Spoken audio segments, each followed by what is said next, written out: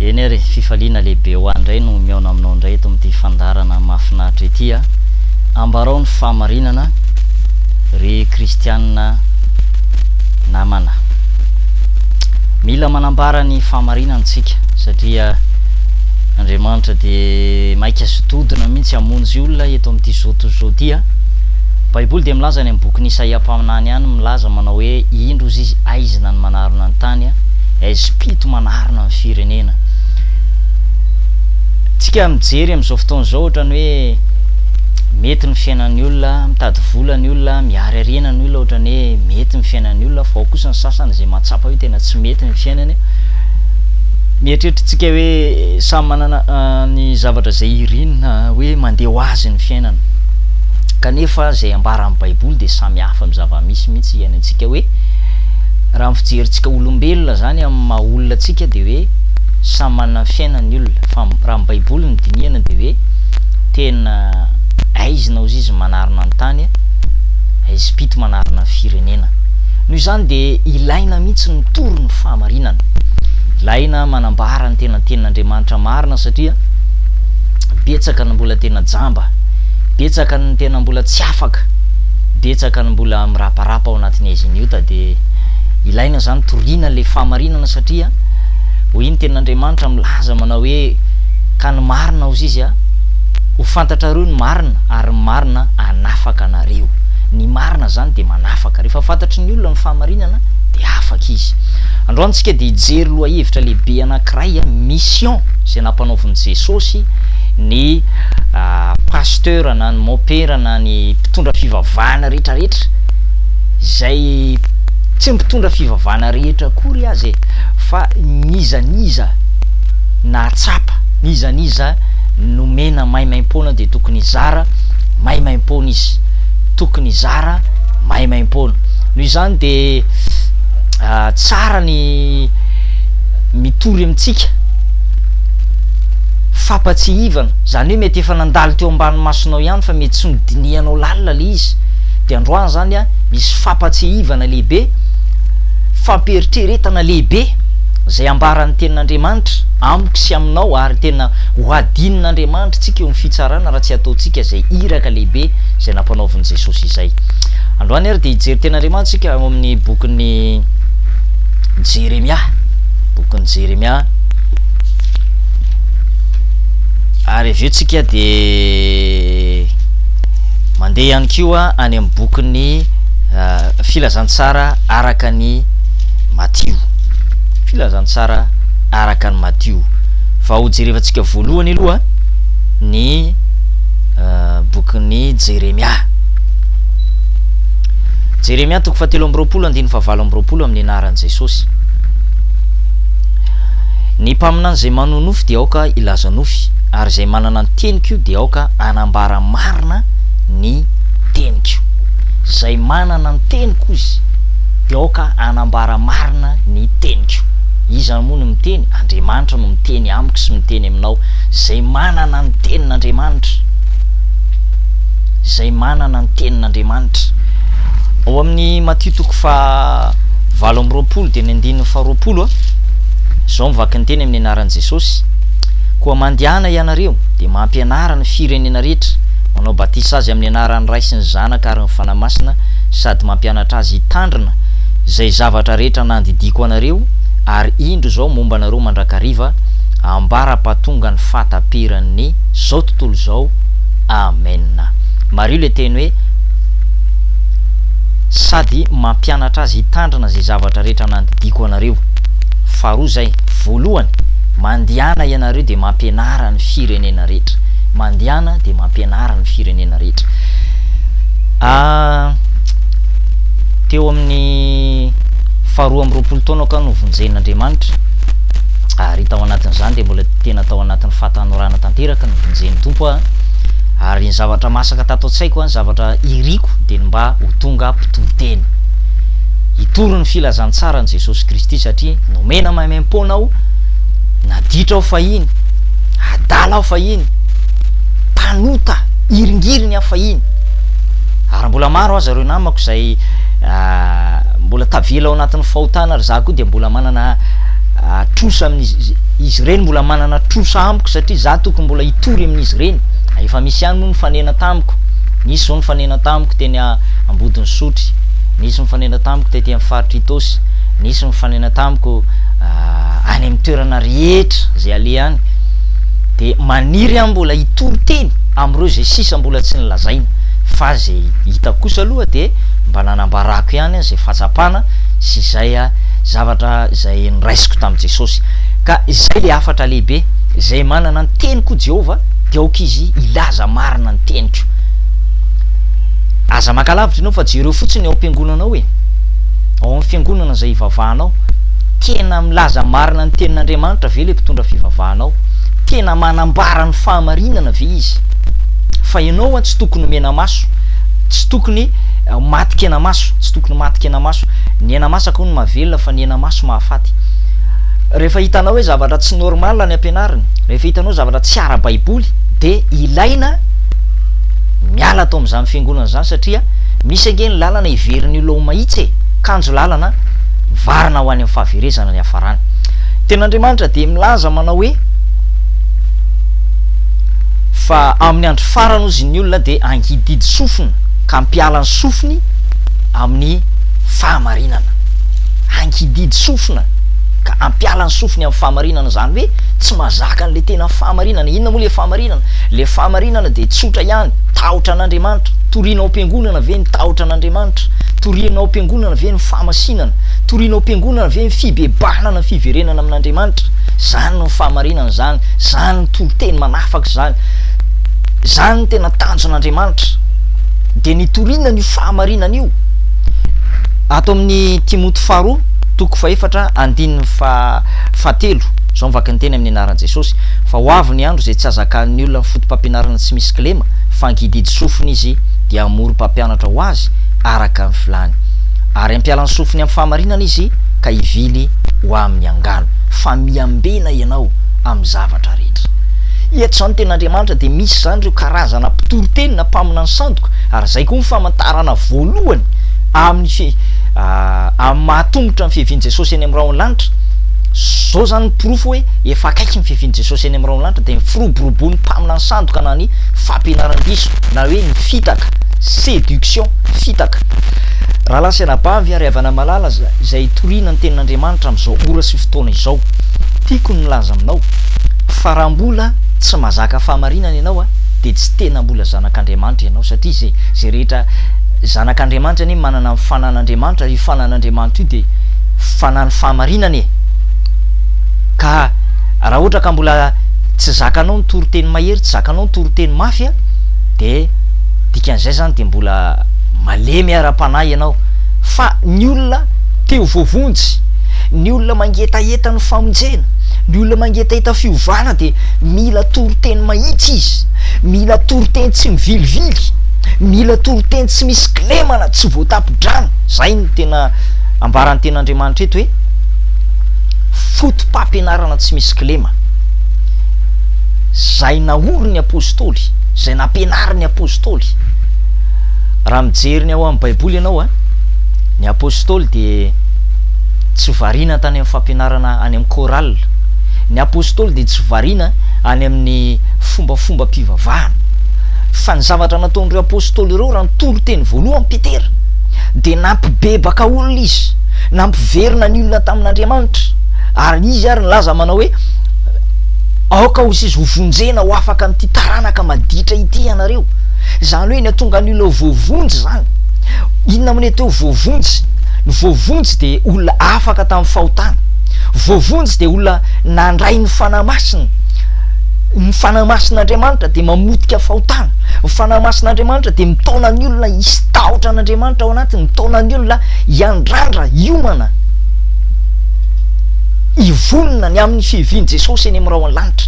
Ankehitriny nefa tsy toriana zany eo am-piangonana, ankehitriny nefa tsy ambara izany fahamarinana zany eo am-piangonana, fa sarotsaroana ny toro-teny, zavatra hafa no ambara, zavatra hafa no atao mahavarim-bariana ny kristianina. Nefa de manana mission lehibe isika amin'izao andro farany izao, zay nambaran'i Jesosy manao hoe koa mandihana ianareo sisa,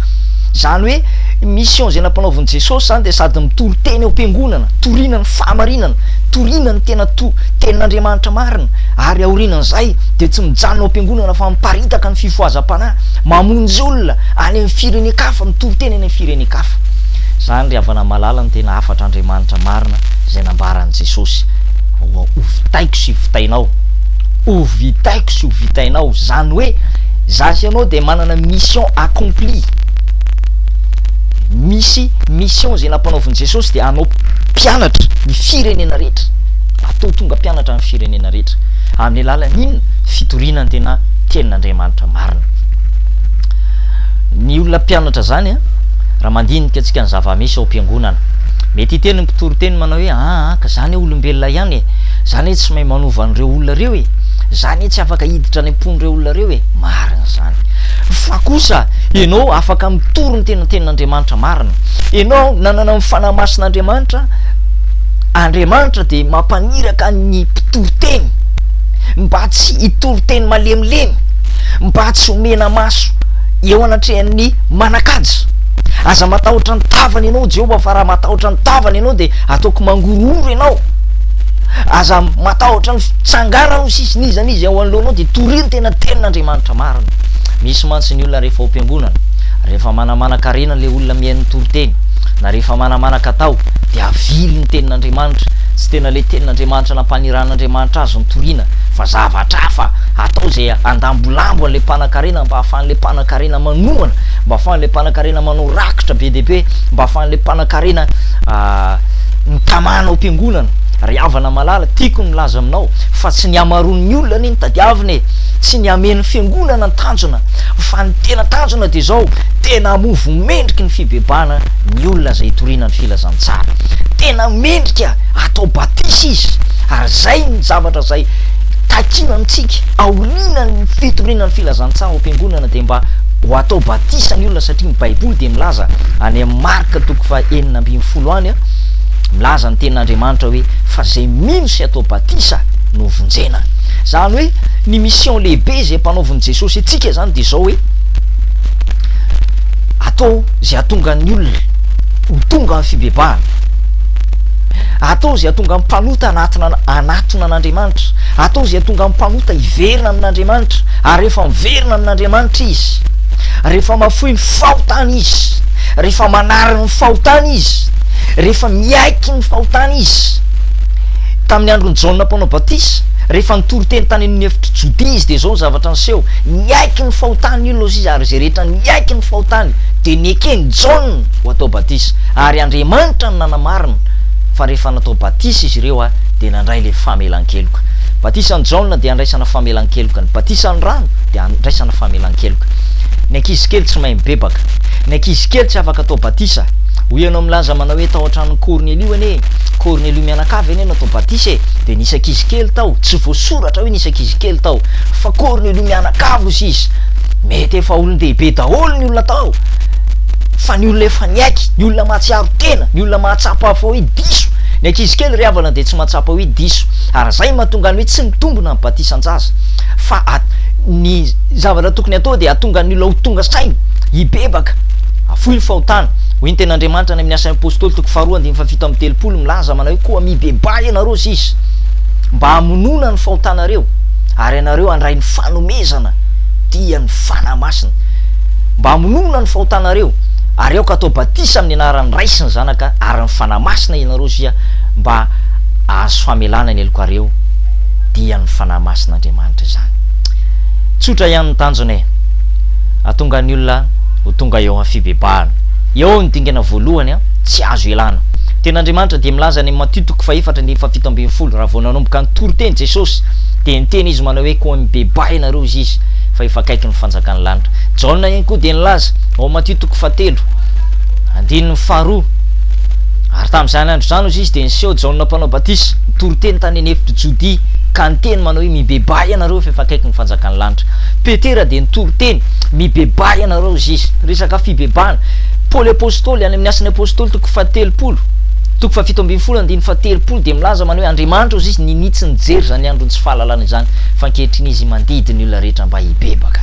Hitanao amin'izany fa ny fibebahana ny tanjona voalohany ahatonga ny olona ho lasa mpianatra Jesosy tsy maintsy mibebaka aloha mpianatra tsy maintsy miala aloha ny faratsiny tsy maintsy miala aloha ny aidratsy maniry rehetra tsy maintsy miala aloha ny zavatra tsy araka ny sitrapon'Andriamanitra rehetra fa ankehitriny ny olona de variana tsy mitona ny olona ho amin'ny fibebana fa mitona ny olona ho any amin'ny miracle mitona ny olona ho any amin'ny délivrance mampitsingidingidina mitona ny olona ho amin'ny zavatra amin'ny tany fananakarena filazantsara amin'ny fananakarena filazantsara évangile de prospérité zany ny zavatra mahamaiky ny olona fa tsy ny fibebahana Andriamanitra nefa mampaniraka antsika manome mission lehibe Jesosy Kristy tena mihitsy raha ekenao ho tomponao Jesosy de tsy maintsy manaiky ny teny Jesosy ianao tsy maintsy manaraka ny didiny Jesosy ianao hoe mibebah fibebahana aloha ny tokony toriana eto ny ten'Andriamanitra de hoe atao tonga mpianatra zany mpianatra Jesosy zany de olona tandalana zany ny mpianatra mantsy de hoe disciple zany hoe olona discipliné tandalana zany olona tsara zany olona voavolavola zany olona misaina tsara zany olona mahay mandanjalanja zany atao hoe disciple na hoe olona discipliné ka atao zay ahatonga ny olona ho lasa mpianatra zay no mahatonga antsika eto Madagasikara mikorotana ny firenena mahantra ny firenena tsisy fivoarana ny firenena satria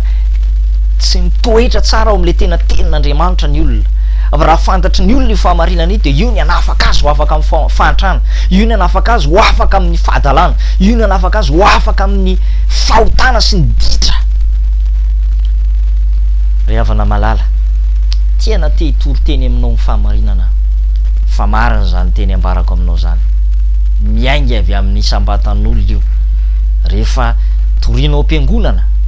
inona moa ny antony anaovana fiangonana inona ny antony idiran'ny olona am-piangonana move ny fiangonana ve tsy orinasa lehibe anankiray zay mamola vola olona anankiray ohatra zany zao hoe ny sirama orinasa fanaovana fary ny ampidirinao sirama amin'ny mivoaka ao orinasa sotema zany de orinasa mpamokatra lamba bebebe ny karazana zavatra orinasa zay mamorona zavatra ohatra orinasa fanamboarana tomobile de tahaka zany koa ny fiangonan'Andriamanitra mpanotany miditra ao de mivoaka avao tokony ho lasa tonga mpianatra le olona mivoaka avao tokony matsapa famelan-keloka ny olona mivoaka avao tokony hoe tonga olom-baovao izy tokony tonga olom-baovao mivoaka avao le olona tokony handray ny fanahy masina tokony hatsapa fahafahana magaga nefa fa malemy ankehitriny ny herin'ny fiangonana miena ny herin'ny fiangonana miena maizy azy ny fiangonana tsy hita intsony ny fifoazam-panahy zany olona iasan'ny fanahy masina mehery vaika zany moa de tsy hita tsony zany am'izao fotoana zao satria voavily le filazantsara ary hoy ny ten'Andriamanitra atao amin'ny boky ny Galatiana nananatra Paoly fa misy olona zay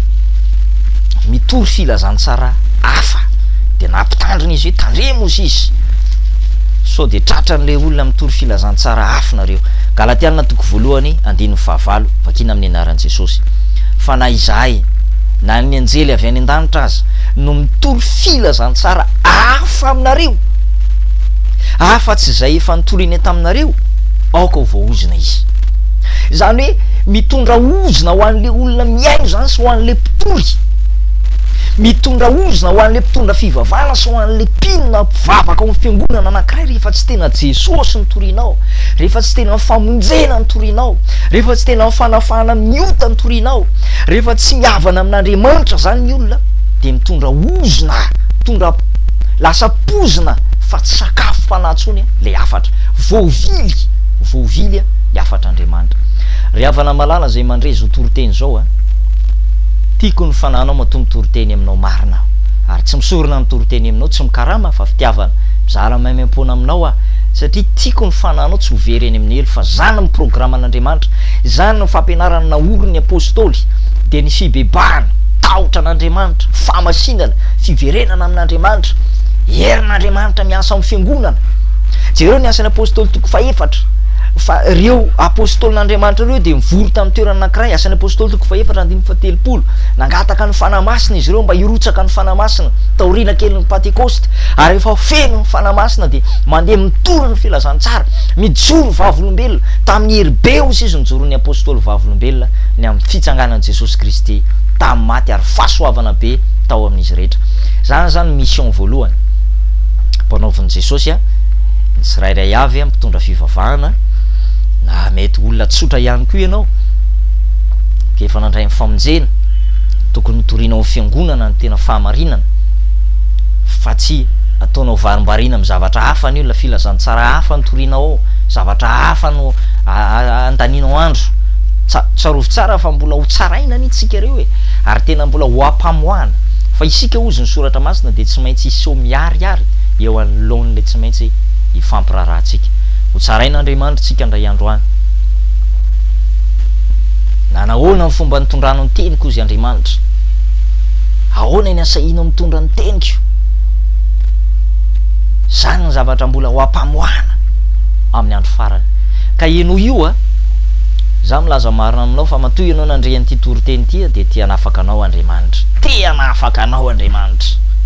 tena tia monja ny fananao mihitsy Andriamanitra, ary tia hanamboatra anao izy. Misy zavatra tiany hokity anao, misy zavatra tiany ho reglenao, misy zavatra tiany ho amafisinao, misy ny masom-pananao tiany ho sokafana,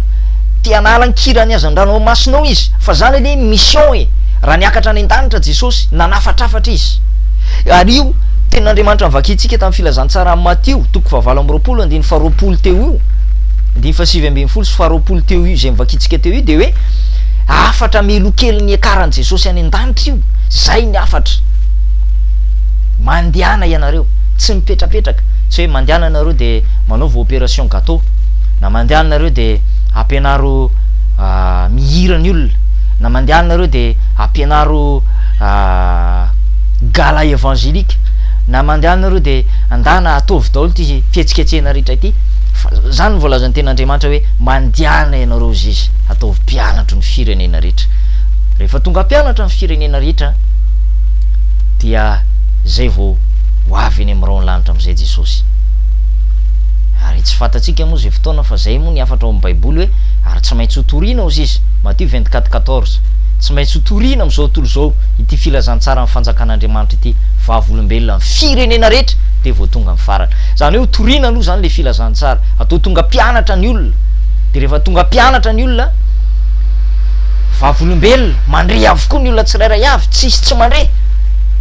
de am'izay fotoana zay rehefa tonga eo alohan'ny fitsaran'Andriamanitra de tsy afaka mihitsiny an'Andriamanitra mihitsy, tsy nandre Andriamanitra, fa Andriamanitra de efa nanao irika, tady irika rehetra Andriamanitra mba ahafana mampita ny filazantsara any amin'ny hôpitaly, any amin'ny radio, any amin'ny télé, any amin'ny onjam-peo maro samihafa, any amin'ny ainao aman-jery rehetrarehetra any amin'ny internet, any amin'ny Facebook, any am-piangolana, eny an-dalambe eny azy, mandre daholo ny olona rehetra de vao tonga amin'ny faran'i Jesosy. Farany io de ny faran'ny fiasan'ny fahasoavan'Andriamanitra, ny farany tiana lazaina ihany koa de ny farany fiafaran'izao tontolo zao, na hoe ny aorianan'ny jugement dernier, de tonga ny fahataperan'izao tontolo zao. Ny sasany ho any amin'ny farimy rehetra avy solofara, de ny sasany ho any amin'ny Jerosalema vaovao, lanitra vaovao sy tany vaovao. Fa le farany tiana lazaina eto de vao tonga amin'ny farany, tapitra teo zany ny andron'ny fahasoavana. Tsarovy tsara fa manapetrany ny andron'ny fahasoavana e. Zany ny antony mahamaika hitoriana ny filazantsara aloha, fa tsy ny zavatra mahavarimbarina ny olona no hotoriana. Tsy hoe hotoriana ny atao avarimbarina azy, hotoriana foana ny fitahiana am-piangolana, hotoriana foana ny fahasoavana, hotoriana foana ny zavatra fanampinana, hotoriana foana ny zavatra mampanakarena ny olona. Fa zao a tsy maintsy toriana aloha ny fibebahana. Ataontsika ampy zay resaka fibebahana zay fa sao dehibe loatra, fa ataoko angamba fa mazava aminao ny afatra eto de ataovy tonga mpianatra ny firenena rehetra zay manana ny tenin'Andriamanitra, okizy izara ny tenin'Andriamanitra. Aoka ianao tsy olona tena hoe matikena maso, ka na de efa tsy izy azy, na de efa pozina aza nomenanao de mbola hoaninao ihany. Tenin'Andriamanitra de tahaka ny sakafo e, tenin'Andriamanitra ny tahaka ny sakafo e. Ka raha mihinana ny tenin'Andriamanitra io de tokony hatanjaka ara-panahy, ary aza mionona fotsiny, sy tompotra ny mionona fotsiny, ka hoe miandry zay toriteny 10 minitra na 5 ambin'ny 10 minitra isaka lady maraina, fa vakio ny tenin'andriamanitra de nio ny soratra masina. Atao amin'ny baiboly any de misy karazan'olona karazana fiangonan'andriamanitra zay tena nandinika ny tenin'andriamanitra ary namakafaka miaino tsara n'le toroteny toriny le mpanompon'andriamanitra hoe tena marina ve zany, tena ara-baiboly ve zany. Amin'ny asan'ny apôstôly toko fahavalo ambin'ny folo andiny faraika ambin'ny folo zao mivaka ny teny amin'ny anaran'i Jesosy. Ary ireo de mendrika nory zareo tao Tesalonika, vakitsika manomboka amin'ny andiny fahafolo. Ary Paoly sy Silasy de nampandehan'ny rahalahy niaraka tamin'izay no ny alina akany Bery. Koa raha tonga tany izy ireo de neditra tao amin'ny sinagogan'ny Jiosy. Ary ireo de mendrika nory zareo tao Tesalonika, mpiany tao Bery zany, no nandraisan'ny tenin'Andriamanitra tamin'ny zotom-po sy ny fakingana rehetra sy ny nandinihan'ny soratra masina isan'andro, na izany tokoa na tsy. Nandinika ny soratra masina isan'andro, nandinika izy ny amin'ny toroteny zay torian'ny mpanompon'Andriamanitra ao am-piangonana hoe tena Andriamanitra marina ve zany, inona ny tena tanjon'izany tenin'Andriamanitra zany, inona ny sitrapon'Andriamanitra amin'izany tenin'Andriamanitra zany. Tena mandinika zany, fa tsy variana fotsiny, fa tsy mianana fotsiny hoe zay kristianina nefa ianao milaza kristianina tsy mpandinika baiboly, zay kristianina ianao milaza kristianina nefa tsy mba miomana akory, tsy mba miambona akory ny amin'ny fihevian'i Jesosy eny amin'ny raolanitra hoe tavela ve asa ho voaray. Ianao milaza kristianina nefa ianao tsy mba noana sy mangetaheta ny tenin'Andriamanitra. Mpianatra lazaiko taminao teo de olona tandalana, discipliné zany. Jesosy de niteny ray andro mane dinionareo izy ny soratra masina, matsy mpianatra, fa ataonareo fa ao aminy azaonareo fiainana mandrakizay. Dinio ny soratra masina. Paoly ihany koa de nampianatra andreo mpianany vitsivitsy tamin'izany fotoana zany manao hoe manokana fotoana ozy izy amin'ny famakiana ny tenin'Andriamanitra. Hitanao amin'izany fa tena ny mpianatra de olona tandalana, mianatra tenin'Andriamanitra, mamakafaka, mahay mandanjalanja, olona manana fahendrena zany. Ary zany ny tanjona eto amin'ity firenena malagasy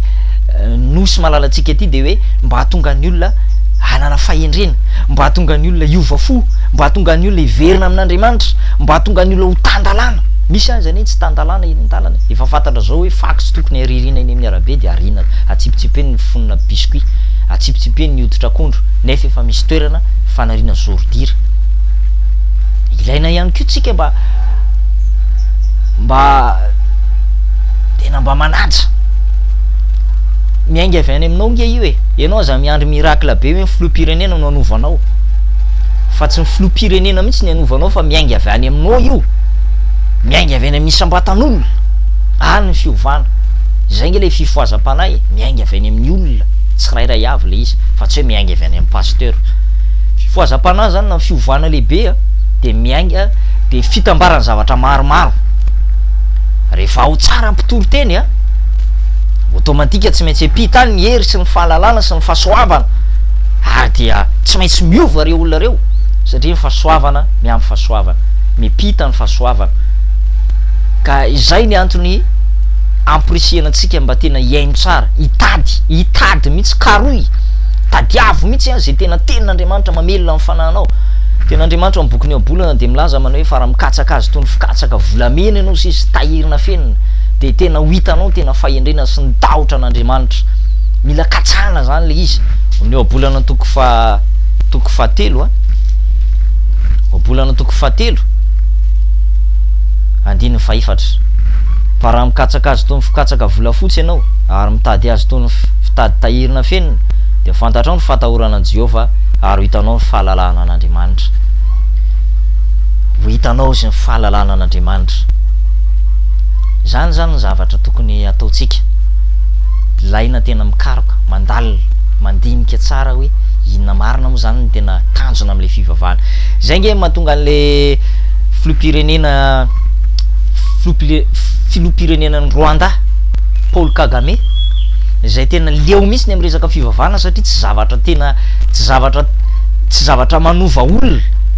tsy tena any amin'le tena tanjony filazantsara hoe teny somafaly, tsy tena tsapa le herin'ny filazantsara manova olona, fa tahaka ny lasa manipulation le izy. Hainao zany manipulation zany, ianao mandoa amiko de za manome anao, tahaka ny hoe atao zany zay sokirina indirect ny arenan'ireo olona reo, tsy le tena filazantsara ny toriana, fa misy ihany koa le filazan mody filazantsara ny torina eo fa zavatra hafa ny tena tanjony ambadika fitiavam-bola ny volany anaty poketran'ny olona ny aren'ny olona fitaka ambadika zay zany antsoina hoe manipulation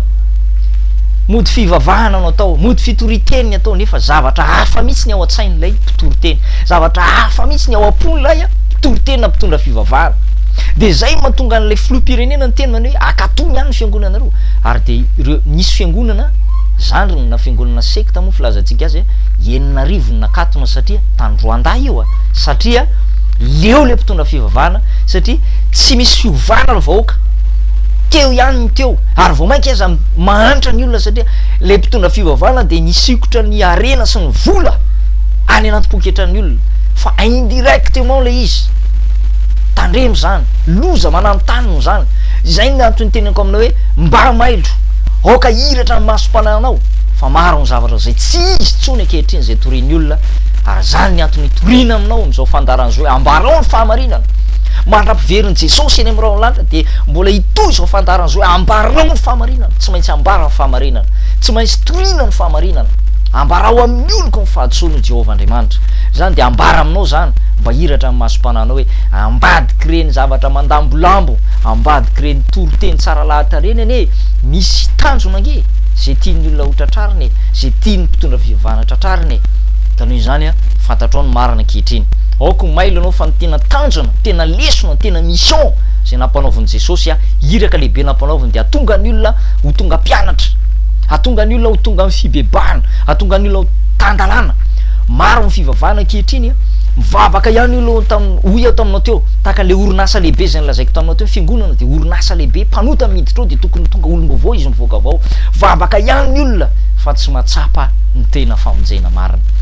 zay mifampahirezana menantsika androany tsy ho alavaina ny fampahirezana satria lasa monamonainy ianao a raha toka lava ny fampahirezana fa mila atao tonga mpianatra ny olona tsy ilaina mihitsy ny mangina fa ilaina torina foana ny fahamarinana ilaina torina foana ny fibebahana mbola maro ny olona manana ondry hafa ao Jesosy ivelan'ity vala ity reny koa de mila alaina mila samborona eny ambavany ambody reny